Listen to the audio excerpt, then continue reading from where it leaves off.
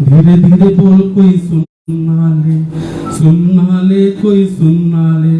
तो बीएसएल वाले भाई साहब चिल्ला के बोले, तुझको किसी का डर नहीं, अब देर जरा सी कर नहीं, व्हाट्सएप चैटिंग कर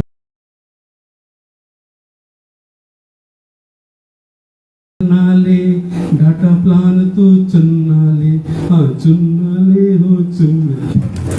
बुरा ना मानो, होली है। आप में से कुछ लोग उम्मीद है के साथ पैथोलॉजी से भी जुड़े हों, उस पेशे से, तो दो लाइन उनके लिए भी कहना चाहूंगा मैं। आजकल विज्ञापन तो ऐसा वैसे चलता है जैसे हलवा पूरी का विज्ञापन हो, वैसे पैथोलॉजी का भी चलता है। एक लोग ने तो ऑडियो बनवा दिया, पैथोलॉजी वाले ने उसमें चला दिया, दर्द दिलों के कम हो जाते, जो लाल पैत पे चेकअप करवाते। बुरा न मानो, होली है। आप चेहरे मुस्कुराहट आए तो हाथों में मुस्कुराहट आनी चाहिए। अब कहते हैं चोर चोर मौसेरे भाई, तो ऐसे कवि और कवि मौसेरे भाई होंगे, तो हमारे जैसे कुछ कवि भी होंगे इसमें, तो दो लाइन हम उनके ही बोल दें, उचित रहेगा नहीं रहेगा?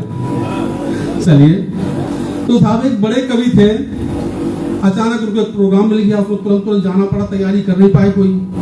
उन्होंने सोचा अगर प्रोग्राम में ताली ना मिली तो बड़ा अपमान होगा, तो उन्होंने एक योजना बनाई, एक बेसिर पैर की कविता बनाई और सुनाने से पहले मंच पर बोले, क्या बोले वैसा ध्यान सुनिएगा, अर्थपूर्ण है बात। और सुनाने से पहले मंच पर बोले, मेरी कविता का अर्थ बहुत गहरा है, जिसे केवल विद्वान लोग ही समझ सकते हैं, मूर्ख नहीं। अगर आपको समझ आ जाए तो ताली बजा देना। आपको विश्वास नहीं होगा, जीवन में सबसे ज्यादा तालियां उस बार मिलेगी। बुरा ना मानो, होली है। अब वो कविता क्या थी ना पूछेगा, तो अर्थ हमें पहले नहीं पड़ा अभी तक है। अब देखिए, जिस तरह किसी देवता की पूजा से पहले गणेश जी की पूजा जरूर होती है, अगर कवि का हमने लिए दो शब्द बोले हैं तो कवि के असिस्टेंट के लिए बोलने पड़े। तो साहब कवि एक गए प्रोग्राम में, उनका एक असिस्टेंट था साथ में, तो असिस्टेंट बार बार जिससे बात करता बोल देता था, जहां न पहुंचे रवि वहां पहुंचे रवि, जहां न पहुंचे रवि वहां पहुंचे रवि।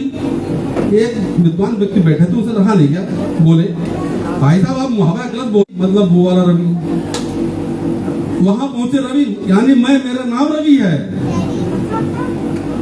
ठीक? जब मेरा कवि वहां पहुंचेगा तो मैं भी तो साथ ही जाऊंगा ना, मैं असिस्टेंट हूँ। बुरा ना मानो, होली है। अब एक छोटी सी कविता है, जो मेरी कविता थोड़ी सी है, अच्छी है, अगर आपको अच्छी लगे तो मैं सुना दूं, क्योंकि टाइम भी हो रहा है, अगर सहमति हो आपकी तो सुना दिया जाए। देखिए, कविता में पढ़ाई लिखाई से ले रहा हूँ, क्योंकि स्कूल का मैटर है, और पढ़ाई भी है और साथ में प्रेम भाव का त्योहार है होली, प्रेम और प्लस स्कूल पढ़ाई दोनों। आइए सुनाते हैं आज हम आपको एक कहानी, बस आने ही वाली थी जब अपनी भी जवानी, बस आने ही वाली थी जब अपनी भी जवानी। तब हम भी एक कॉलेज में पढ़ते थे, कौन किसकी बनेगी इसको लेकर लड़ते थे, पर मेरी किस्मत में था बहुत बड़ा झोल, क्योंकि मैं था इतिहास में और उसका विषय था भूगोल, क्योंकि मैं था इतिहास में और उसका विषय था भूगोल। रोज आते जाते यहाँ वहाँ आंखें लड़ ही जाती थी, कोमल मन की भावनाएं जाने कब भड़क जाती थी। फिर एक दिन सोचा कह दूं दिल की बात, नहीं पता था भाग्य में अभी अंधेरी होगी रात। अगले दिन पहुंच गया मैं भूगोल की क्लास में, आंखें नचाई इधर उधर दिलवर की तलाश में। थोड़ी ही देर में वो बल खाती हुई आई, बगल की सीट पर बैठ हौले से मुस्कुराई। फिर बोली, है मिस्टर यहाँ बैठे हो क्यों? मैं बोला कुछ नहीं, बस इतना सा आई लव यू, इतना सा आई लव यू। बोली और राजा की औलाद, मैं अर्थ के बारे में पढ़ती हूँ, अर्थ यानी पृथ्वी। बोली और राजा की औलाद, मैं अर्थ के बारे में पढ़ती हूँ, और तुम तो बस व्यर्थ के बारे में पढ़ते हो। मैं पग से धरा को नाप रही, तुम मुर्दे गड़े उखाड़ रहे। जल थल और गगन की हम चाले आंखों से ताड़ रहे। मैं उत्तुंग हिमालय तो तुम हड़प्पा की नाली हो, मैं उत्तुंग हिमालय तो तुम हड़प्पा की नाली हो, मैं ज्ञाता धरा समंदर की तुम सलीम सरीखे मवाली हो, तुम सलीम सरीखे मवाली हो। Thank you, thank you. अरे जाओ यहाँ से जाओ, तुम्हारी दाल नहीं गलेगी, ये मूंग और मसूर की दाल बिल्कुल भी नहीं चलेगी। मैं बड़ा ही हुआ बेचारा, इश्क के दर्द का मारा, आखिर में ले ही लिया चाणक्य नीति का सहारा। अब साहब क्या चाणक्य नीति थी ये देखिएगा, ध्यान सुनिएगा। सोचा बड़ी विद्वान है, इसे विद्वता से ही धूल चटाएंगे, इसके प्रिय विषय भूगोल की कमियां ही इसे गिनाएंगे, इसके प्रिय विषय भूगोल की कमियां ही इसे गिनाएंगे। फिर भूगोल पढ़ते पढ़ते मैं भूगोल का ज्ञाता बन गया, जैसे बीरबल की हांडी में खिचड़ी नहीं पकौड़ा छन गया। हिम्मत जुटाकर चल दिया फिर से उसके सामने, जैसे प्रत्यंचा खींच ली हो फिर से धनुष की राम ने। सामने पहुंचते ही जैसे ही हुई आंखें चार, हमने तुरंत कर दिया एक विशेष प्रश्न का वार। हमने का वार प्रश्न सुनकर चकरा गई, छा गया अंधेरा घटा घोप, जैसे अचानक चल गई हो बाबर कालीन कोई तोप। प्रश्न था इतना गंभीर, चुभा जैसे अर्जुन का तीर, लगा जैसे बिछ गए हो रणभूमि में अनगिनती। आपसे यही अर्जी है, मत पढ़िए भूगोल को, ये तो विषय ही फर्जी है। मत पढ़िए भूगोल को, ये तो विषय ही फर्जी है। अब विषय को कैसे फर्जी घोषित किया, साबित किया, उसे देखिए। सुनते ही वो हसीना एकदम से भड़क गई, जैसे काले बादलों में बिजली सी कड़क गई। बोली जरा बताओ तो इसमें आखिर क्या फर्जी है, क्या मैं वही पढ़ूंगी जो तुम्हारी मर्जी है। मैं बोला नहीं नहीं मैडम, असली विषय इतिहास है, जहाँ गंभीरता प्रारंभ होती है और हास्य का खल्लास है। इतिहास माने समाप्त, हास्य माने हास्य, हास्य समाप्त हुआ, गंभीरता प्रारंभ हो गई। और भूगोल का क्या कहें, ना जमी है ना फलक है, क्योंकि इसका तो नाम ही पूरा का पूरा गलत है। हमने नाम ही गलत साबित किया, कैसे किया, क्योंकि इसका तो नाम ही पूरा का पूरा गलत है। वो बोली वो कैसे, जरा मुझे भी तो बताओ। मैं बोला तब भूगोल के इतिहास पर गौर फरमाओ। मैं बोला तब भूगोल के इतिहास पर गौर फरमाओ। अगर मुस्कुराहट आ रही हो तो प्लीज हाथों में मुस्कुराहट आती है थोड़ी थोड़ी। भूगोल बना दो शब्दों से, पहला भू और दूसरा गोल। भूगोल बना दो शब्दों से, पहला भू और दूसरा गोल। भू का अर्थ धरा होता है, गोल का मतलब गोल मटोल। यूनानी बोले सबसे पहले, ये आपने पढ़ा भी होगा, यूनानी बोले सबसे पहले धरा है तस्तरी नुमा। घूम रही हो जैसे ये कोई चरखी रहा घुमा। पाइथागोरस और अरस्तु, टालमी और आर्यभट्ट सबने किया एक मत से विचार महान ये प्रकट। आकार धरा का है बिल्कुल गोल गोल एक गोला सा, सच सबने ही मान लिया था, मत भी था ये धोखा सा। तभी 1828 में विद्वान हुए एक गौस महान, गौस एक विद्वान हुए हैं भूगोल। तभी 1828 में विद्वान हुए एक गौस महान, बोले ध्रुव है चपटे से बिल्कुल ही नारंगी समान। अब बताओ मैडम जी, जितने मुंह और उतनी बात, ऐसे हैं आपके विषय भूगोल के बदहाला। जितने विद्वानों सबने अलग अलग विचार व्यक्त कर दिया, कोई कह रहा गोल, कोई कह रहा अंडा का, कोई कैसा कह रहा है। अब एक और ज्ञान की मैं तुमको बात बताता हूँ, धरा का असली स्वरूप अब मैं तुम्हें दिखाता हूँ। फिर मैंने निकाल लिया अपना एप्पल का मोबाइल, गूगल पर लिखा इमेज ऑफ अर्थ, मारी तिरछी सी स्माइल। ओपन हो गई आखिर धरती की असली शेप, खत्म हुआ विभिन्न विद्वानों के भिन्न भिन्न विचारों का गैप। मैंने मैडम को दिखा दिया स्क्रीन पर शेप जियोइड। जियोइड शेप होता अनियमित आकृति जो पृथ्वी वास्तव में है। जैसे अनियमित आकृति का होता है कोई एस्टेरॉयड, थोड़ा ऊबड़ थोड़ा खाबड़, कहीं पर है ऊंचा नीचा। जैसे लड्डू बूंदी का रखकर मुट्ठी में हो भींचा, जैसे लड्डू बूंदी का रखकर मुट्ठी में हो भींचा। सुनकर के व्याख्या ये हो गई चारों खाने चित्त। भूगोल के सामने सद गया इतिहास वाले का हित, भूगोल के सामने सद गया इतिहास वाले का हित। मैंने कहा अब बताओ भूगोल का नाम ही गलत है, भूगोलज्ञों को भू के आकार को लेकर ही गफलत है। अब आप ही बताओ, जब धरा ही गोल नहीं तो नाम भूगोल का मान ले कैसे सही। तर्क बड़ा गंभीर था, हसीना फिसल गई, इतिहास भूगोल की दोस्ती प्यार में बदल गई। जय हिंद, जय भारत। मैंने आप सभी का अभिनंदन कर दिया है, लेकिन इस स्कूल का अभिनंदन नहीं किया जहाँ पे आज हम लोग इस स्कूल का हम लोग इकट्ठे हुए हैं। आज बुंदेलखंड सहयोग परिषद आज जो इसमें वर्क कर रहा है, इस स्कूल का भी एक विशेष योगदान है।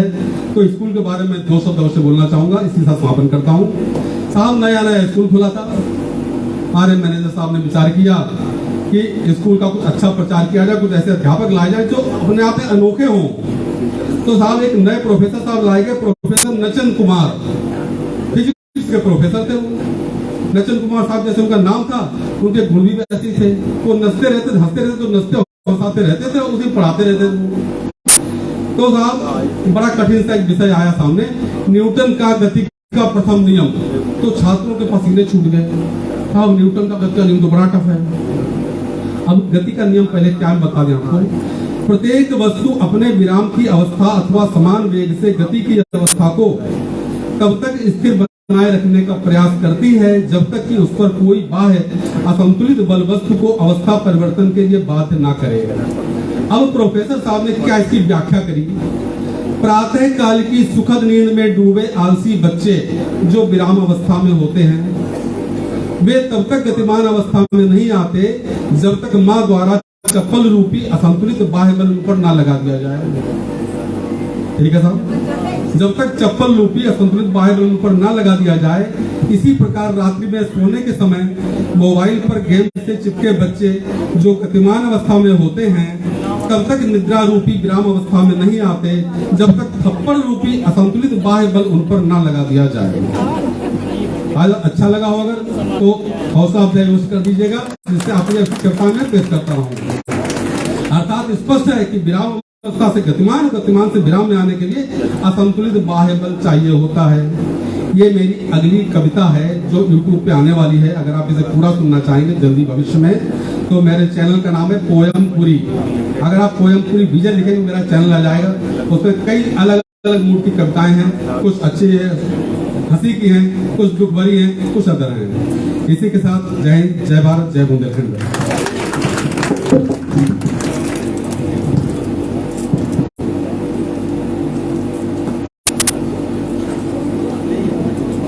हेलो, बहुत धन्यवाद। इतिहास भूगोल की महिमा तो यहाँ समझ में आई। अभी तक हम लोग पता नहीं क्या पढ़ रहे थे। चलिए खैर, अब आपके बेटे शौर्य सिंह, आप इनका गीत सुने। बहुत ही उम्दा, बहुत ऊर्जा भरा गीत ये गाते हैं और आप लोगों को बहुत अच्छा लगेगा। तो मैं शौर्य के लिए एक लाइन बोलती हूँ।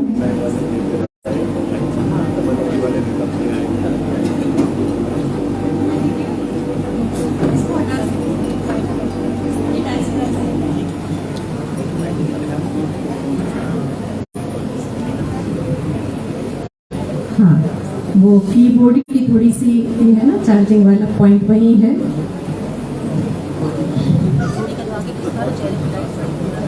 तो सॉरी के लिए एक लाइन है कि अभी तो छोटे हैं ये, तो नन्हे फूल तब महकते हैं जब खुदा की नीली छतरियां तनती हैं।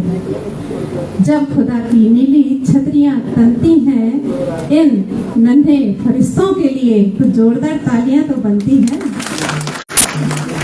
तो एक होली का ही है तो गीत आप लोगों का सुना होगा, फिल्मी है या शायद एल्बम का है और बहुत अच्छा ये गाते हैं।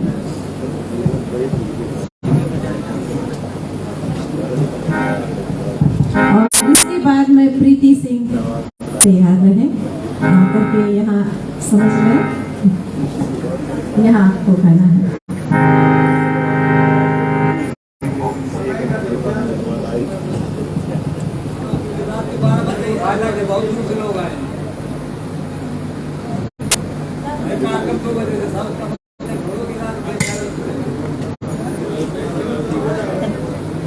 भाई माहौल गरम।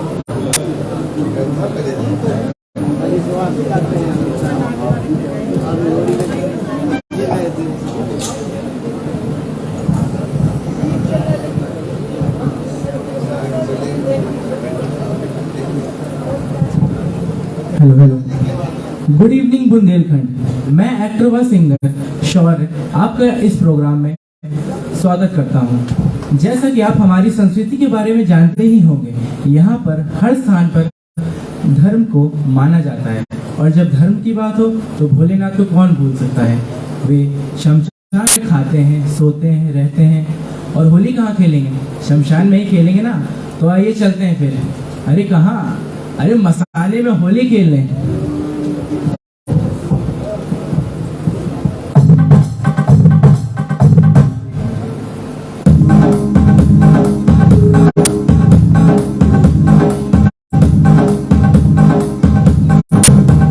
डडम डडम डम डडम डडम डम डडम डमरू बाजे, बबम बम बबम बबम बम बबम बबम बम बबम भोला नाचे।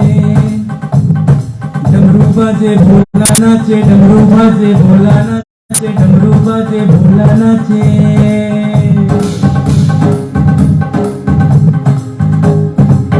होली खेले मसाने में, होली खेले मसाने में, होली खेले मसाने में, होली खेले मसाने में। काशी में खेले, घाट में खेले, काशी में खेले, घाट में खेले, खेले अवगढ़ मसाने में। होली खेले मसाने में, होली खेले मसाने में, होली खेले मसाने में, होली खेले मसाने में।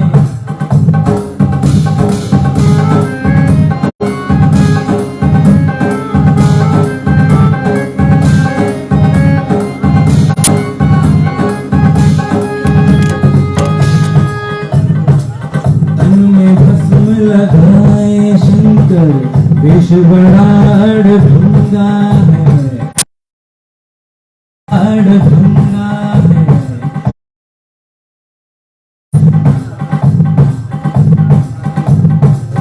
माथे पर चंद्रमा विराजे, जटा में सोहे गंगा रे, जटा में सोहे गंगा रे।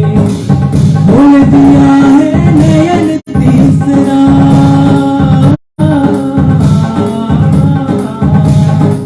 बोल दिया है नयन तीसरा, कामदेव को जगावे रे। होली खेले मसाने में, होली खेले मसाने में, होली खेले मसाने में, होली खेले मसाने में। अरे नाग से खेल, अरे राग से खेल, अरे बरसों से खेले, अरे दूध से खेले, अरे रेत से खेले, रेत से खेले, रंग से खेले, अरे रंग से खेले, रंग से खेले, भंग से खेले, रंग से खेले, भंग से खेले। जय हो जय हो जय हो जय हो जय हो। होली खेले मसाने में, होली खेले मसाने में। काशी में खेले, घाट में खेले,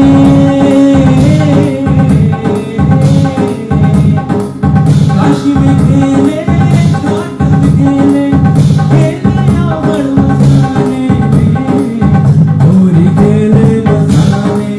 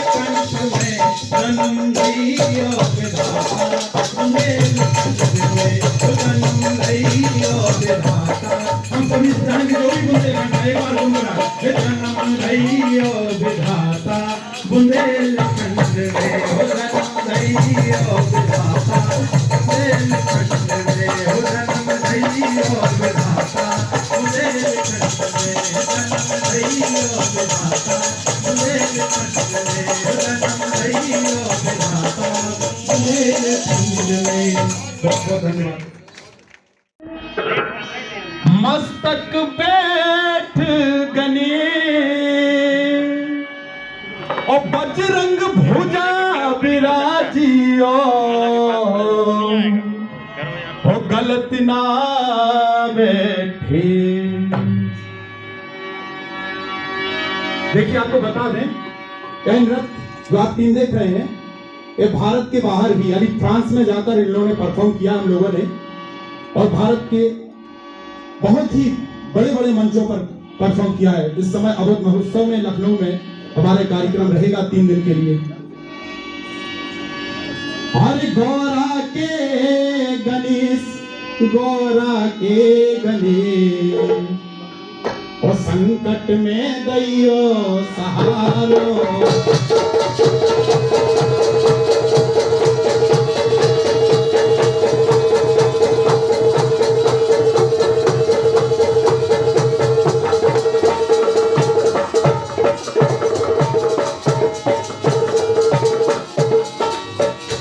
कौशल्या के राम, कौशल्या के राम, कौशल्या के राम, कौशल्या के राम। ख्यालों में ख्याल मोरो हाथियों,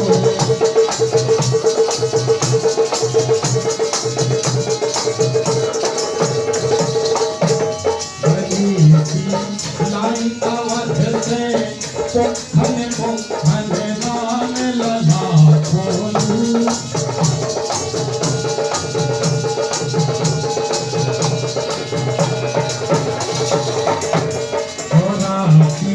लाखें से जो बचने चलो खालू।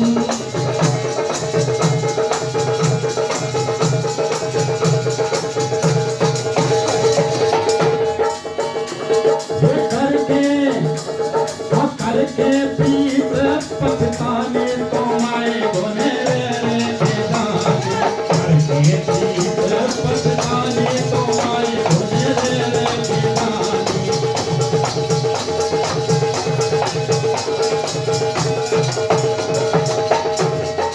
जानत तो माई मैं नस नस कर छू कर नैया करो। जानत तो माई मैं नस नस कर छू कर नैया करो।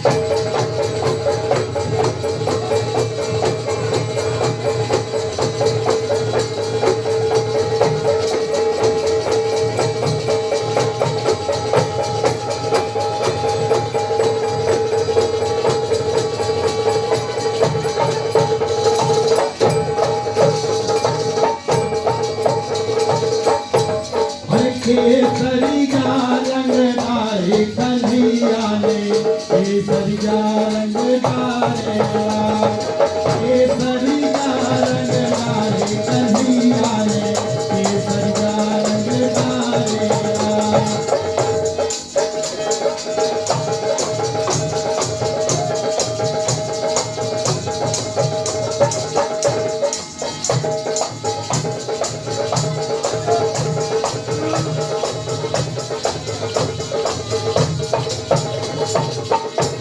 मटकिया ने फोर चाहे दही ले लो, मटकिया ने फोर चाहे दही ले लो, मटकिया ने फोर चाहे दही ले लो, मटकिया ने फोर चाहे दही ले लो, मटकिया ने फोर चाहे दही ले लो।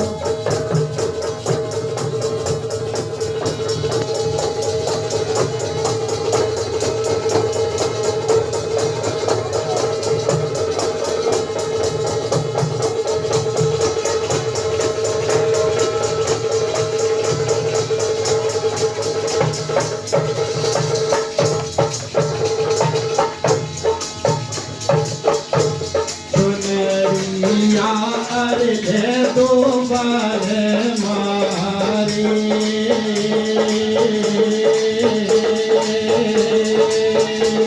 अरे ले दो बार मारे दीपे कबीरा कोई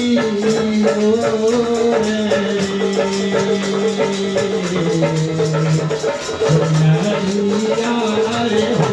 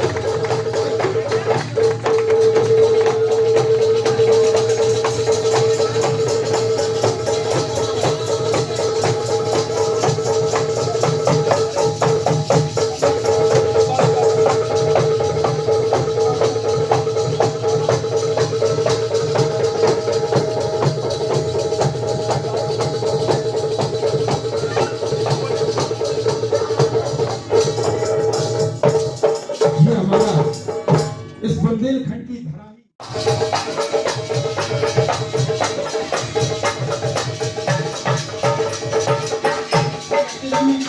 उनके चलूंगा धारा देखो मेरी सखियाँ, उनके चलूंगा धारा देखो मेरी सखियाँ, उनके चलूंगा धारा देखो मेरी सखियाँ। इनके गोरे गोरे इनके गोरे गोरे इनके गोरे गोरे हाथ हरी चूड़िया रंगने आदि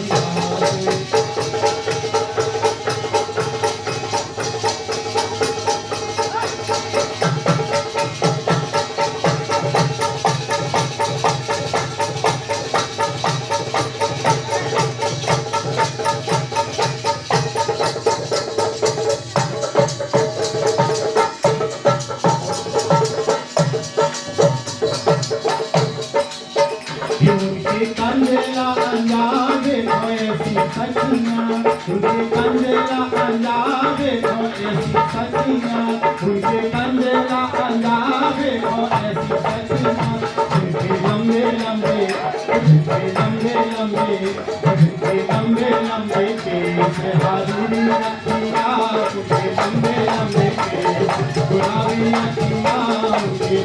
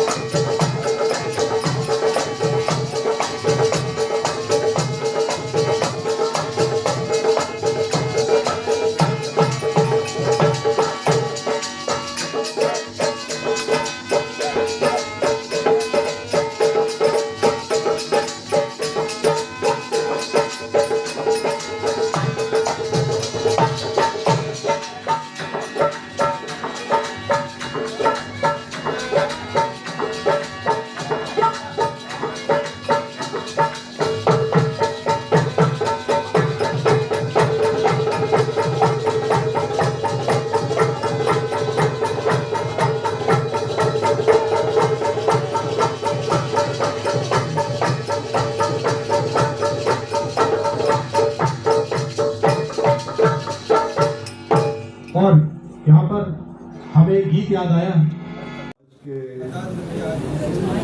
होली महोत्सव बुंदेलखंड के होली महोत्सव आयोजन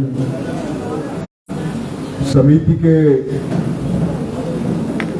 अध्यक्ष और इस संस्थान के चेयरमैन भाई तिवारी जी, बुंदेलखंड सांस्कृतिक सामाजिक सहयोग परिषद के अध्यक्ष श्री तिवारी जी, महामंत्री श्री कैलाश चंद जैन जी एवं उपस्थित हमारे बुंदेलखंड के सभी भाइयों बहनों, आज हम बुंदेलखंड सांस्कृतिक सामाजिक सहयोग परिषद का होली मिलन समारोह मना रहे हैं। जानकर आपको बड़ी प्रसन्नता होगी। 1986-87 में आज से लगभग 33 वर्ष पूर्व बुंदेलखंड सांस्कृतिक सामाजिक सहयोग परिषद की स्थापना की गई थी और इसके पहले अध्यक्ष श्री दादा वल्लभ अग्रवाल जी बने थे। उपाध्यक्ष श्री भगवती प्रसाद निगम और महासचिव श्री मथुरा प्रसाद वैश्य बने थे। तब से ये संस्था लगातार काम कर रही है और इसके दूसरे अध्यक्ष श्री सुरेश चंद्र अवस्थी थे। श्री बनारसी प्रसाद जी जो अभी हमारे इस प्रांगण में मौजूद हैं वो महामंत्री थे। इसी तरह हमारे तीसरे अध्यक्ष डॉक्टर श्री एस के गौड़ बने, श्री महेंद्र कुमार तिवारी जी उपाध्यक्ष और श्री संतोष गोस्वामी जी महासचिव बने। इसके बाद श्री महेंद्र कुमार तिवारी जब 2018 में अध्यक्ष बने तो बुंदेलखंड सांस्कृतिक सामाजिक सहयोग परिषद के विकास में पंख लग गए और पहली बार एक कार्यक्रम हम लोगों ने आयोजित किया बुंदेलखंड बौद्ध शोध संस्थान में, जिसमें पहली बार लोगों को पता लगा पूरे राजधानी के अंदर के साथ बुंदेलखंड नामक कोई संस्था काम करती है और उससे बहुत सारे लोग जुड़े। आज ये संख्या बता रही है कि यहाँ जितने लोग इतनी दूर होते हुए भी इतने बड़ी संख्या में लोग आए हैं। इसके पहले भी मैं इस संस्था से जब जुड़ा था तो बहुत थोड़े लोग होते थे, लेकिन आज बहुत बड़ी संख्या में लोग आए और जिस आत्मीयता के भाव के साथ आए उसके कारण ऐसा लगता है कि वो दिन दूर नहीं कि बुंदेलखंड सांस्कृतिक सामाजिक सहयोग परिषद का राजधानी के अंदर एक अपना कार्यालय होगा और एक अपना भवन होगा जिसमें हम लोग भविष्य में अपने कार्यक्रम करेंगे और बुंदेलखंड के लोगों को जो बुंदेलखंड के विभिन्न क्षेत्रों से आते हैं, चाहे वो मध्य प्रदेश का हिस्सा हो या उत्तर प्रदेश का हिस्सा हो, वो यहाँ रुकना चाहे तो रुक सके। इस तरह की योजना हमारे अध्यक्ष जी के मन में है। उसके लिए पूर्ण करने के लिए हमारा आप सबसे सहयोग की प्रार्थना है, निवेदन है कि आप भरसक जो जहाँ है जिस तरह से इसमें सहयोग कर सकता है वो करे। दूसरा, अभी हमारे माननीय अध्यक्ष जी ने एक स्मारका माननीय अतिथियों को भेंट की है। उस स्मारका 2021 की स्मारका प्रकाशित हुई थी। उसमें जो अभी बात हो रही थी, हमारे हरगोविंद कुशवाहा जी जो बात कर रहे थे, आदरणीय बादल जी जो बात कर रहे थे कि बुंदेलखंड की जो सामाजिक और सांस्कृतिक स्थिति है उसके बारे में लोग कैसे समझेंगे। हमारी बुंदेली भाषा क्या है, हमारी परंपरा क्या है, हमारे लोकगीत क्या है, हमारा खान पान क्या है, हमारे रीति रिवाज क्या है, इसके बारे में जानने के लिए इस तरह के आयोजन तो होते ही हैं, होते ही रहेंगे। लेकिन इसके साथ साथ हम लोगों को ये जरूरत है कि एक स्मारका हम लोग 2023 में प्रकाशित करना चाह रहे हैं। उस स्मारका के लिए सभी लोगों से निवेदन बार बार हम कर रहे हैं कि इस स्मारका के लिए आप अपने बहुमूल्य सुझाव लेख तो दे ही दें, लेकिन साथ साथ स्मारका के प्रकाशन के लिए अर्थ है तो आप सबसे निवेदन है कि जो जहां है जितना सक्षम है वो विज्ञापन दिलाए, ताकि विज्ञापन के आधार विज्ञापन भी मिलेंगे तो हम लोग जो पिछली स्मारका छापी थी उससे भी अच्छी एक स्मारका छापेंगे और बुंदेलखंड का कोई कोना ऐसा ना छूटे जहाँ पर्यटक जा सकते हैं, कोई खान पान की व्यवस्था हो, गीत हो, संगीत हो, वो भी जान सके। तो इसके लिए हमारा सभी से बार बार निवेदन है। और एक और आपसे निवेदन करेंगे कि आप लोग कोशिश ये करें कि बुंदेलखंड में जो हमारा ग्रुप है, ग्रुप में भी हम अपना ईमेल एड्रेस डाल देंगे।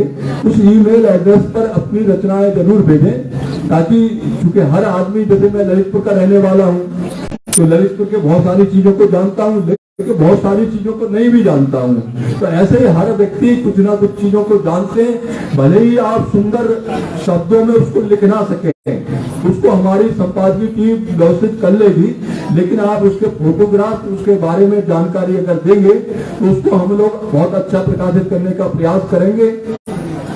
और आप लोगों से एक और निवेदन करेंगे कि हमारे कोई भी कार्यक्रम हो तो हर प्रत्येक सदस्य जो आज इस सभा में, इस कार्यक्रम में मौजूद है, उसका भी एक कर्तव्य है कि जैसे एक व्यक्ति आता है तो 1 से 2, 2 से 11 हो, 11 से 1000 तक की संख्या है। जैसे अभी हमारे आदरणीय अध्यक्ष जी कह रहे थे कि 2 लाख से ज्यादा बुंदेलखंड के निवासी यहाँ रहते हैं, लेकिन हमारे सदस्यों की संख्या की तरफ अगर हम देखते हैं तो 2-2.5 हजार सदस्य हमारे इस संस्था के हैं। अगर हम लोग इसके लिए प्रयास करेंगे आपस में कि कौन बुंदेलखंड का व्यक्ति रहता है, उसको आप लोग जोड़ें। और हम लोगों ने जो सदस्यता शुल्क रखी है वो बहुत 500 रुपया आजीवन है।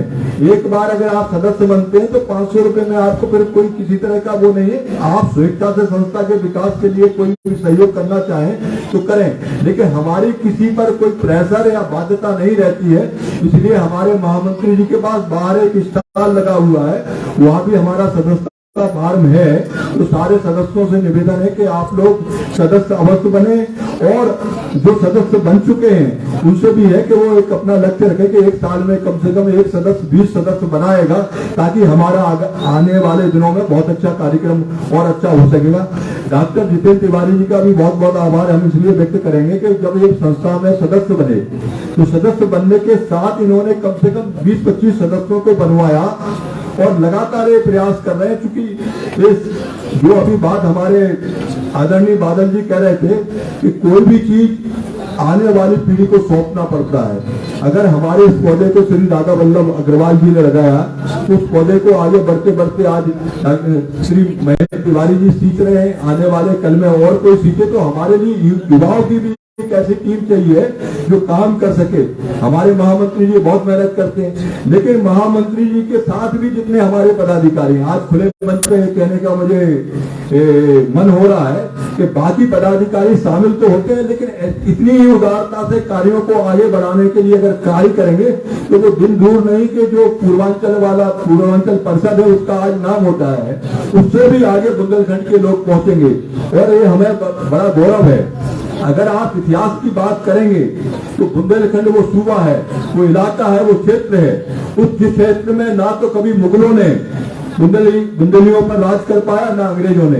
तो वो वीर भूमि है, उस वीर भूमि के हम लोग नागरिक हैं। उस पानी जो बेतवा और चंबल का पानी है, जो नर्मदा का पानी है, उस पानी को पीने वाले बुंदेली जनों से निवेदन है कि आप लोग एकजुट होकर बुंदेलखंड को मजबूत करने के लिए सांस्कृतिक सामाजिक सहयोग के माध्यम से विकास के लिए सहयोग करें ताकि हम लोग इस संस्था को आगे बढ़ा सकें। धन्यवाद। जय बुंदेलखंड।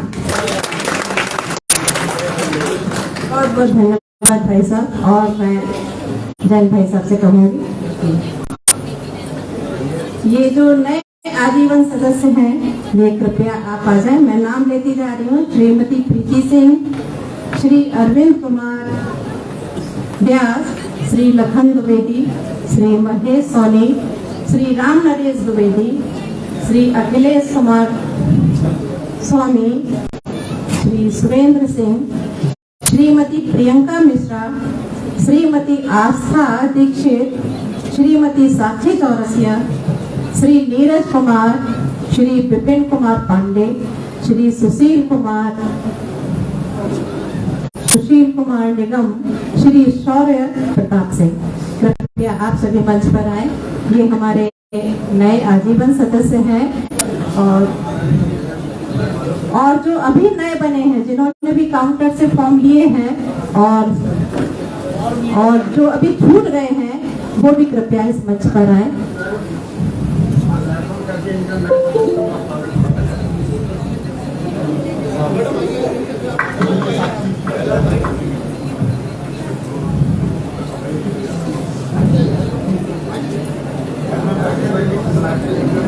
आज का ये बसंत का जो मौसम था, जो आज का फागुन का दिन था, ये समय जो हम लोगों ने मनाया कि कौन रंग फागुन रंगे रंगता कौन बसंत, कौन रंग फागुन रंगे रंगता कौन बसंत, प्रेम रंग फागुन रंगे प्रीति कुसुम बसंत।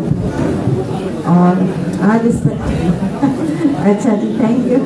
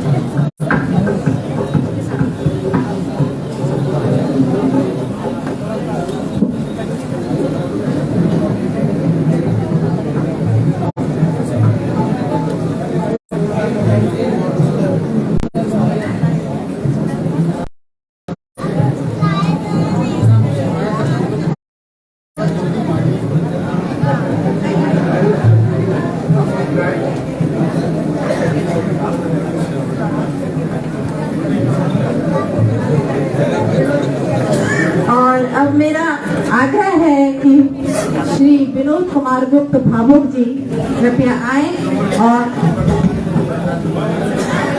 हाँ सब लोग बैठ जाएं, कृपया सब अपना अपना स्थान लें और 5 मिनट बाद भोजन की व्यवस्था है, आप सभी लोग ग्रहण करें, इसको लेकर के ही फिर यहाँ से जाएं। तो विनोद कुमार गुप्त भावुक भाई साहब, आपसे आग्रह है, आइए आइए कुछ अपना लिखा सुनाइए आज।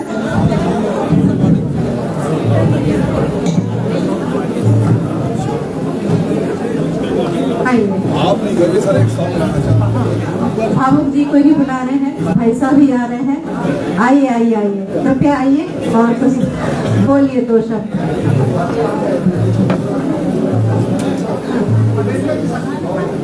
कृपया आप सभी लोग बैठे, अपना स्थान ग्रहण करें।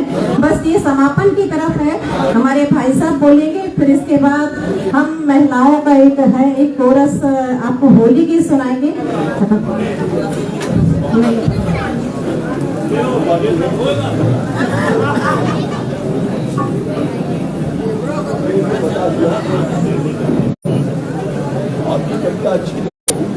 हाँ भाई, आप लोग बैठ लें, और अगर सुनने का मन हो 2 मिनट बैठ जाए, वरना कोई दिक्कत नहीं है। समापन लगभग हो ही चुका है।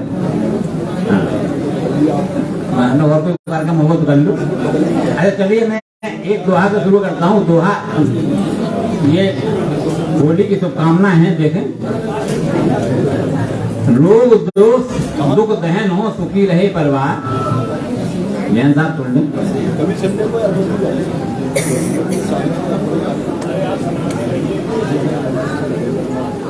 हाँ, रोग दोष दुख दहन हो, सुखी रहे परिवार, और जीवन में होती रहे